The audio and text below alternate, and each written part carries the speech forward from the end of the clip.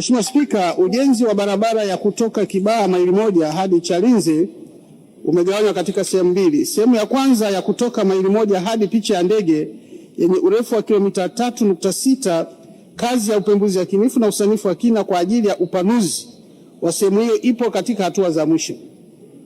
Usanifu utakapokamilika na gharama za ujenzi kujulikana, serikali itatafuta fedha kwa ajili ya ujenzi. Sehemu iliyobaki ya kutoka picha ya ndege hadi Chalinze yenye urefu wa kilomita 78.9 itatekelezwa kwa njia ya ubia kati ya serikali na sekta binafsi, yani PPP, na kwa sasa taratibu za manunuzi ya kumpata mbia zinaendelea. Asante Mheshimiwa Spika. Mheshimiwa Hawa. Nakushukuru Mheshimiwa Spika kwa kunipa nafasi ili niweze kuuliza maswali madogo mawili ya nyongeza.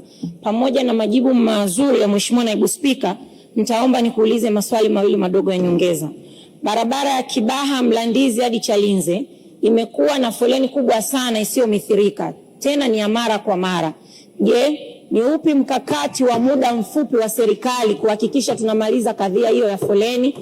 Lakini swali langu la pili, fursa ya mageuzi makubwa ya bandari yetu ya Dar es Salaam imepelekea usafirishaji wa mizigo mingi kupitia barabara hii ya Morogoro na kusababisha foleni kubwa sana.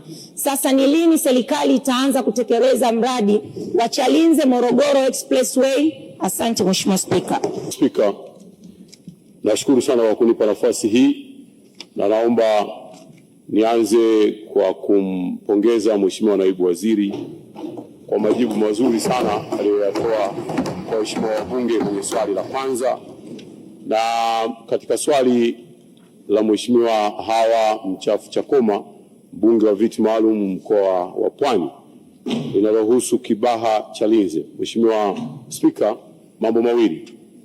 La kwanza ni upi mkakati wetu wa muda mfupi?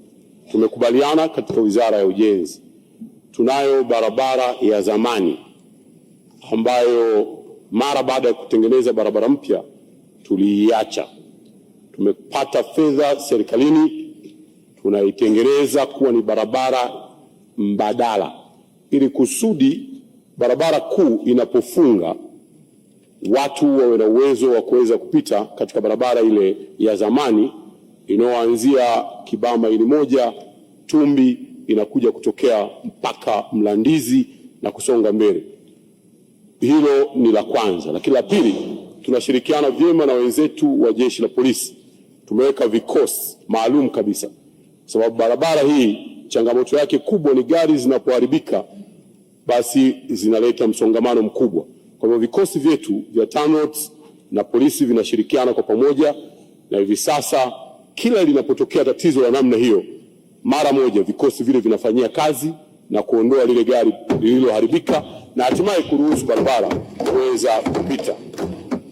Jambo la pili ni lini tutafanya sasa kazi ile ya Kibaha Chalinze Morogoro Expressway.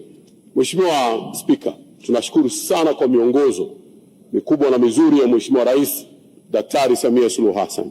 Hivi ninavyokuambia, tulichelewa. Hatua ya kwanza ni kwa sababu ya mkandarasi ambaye tuliingia naye katika mazungumzo, terms zake zilionekana kuwa hazina maslahi mapana na taifa letu, na kwa hivyo tumetangaza upya, na habari njema, tumepata mpaka mashirika yetu ya ndani ikiwemo NSSF, TPA walioonyesha nia ya kuingia katika mradi huu mkubwa wa kielelezo na wa kimkakati.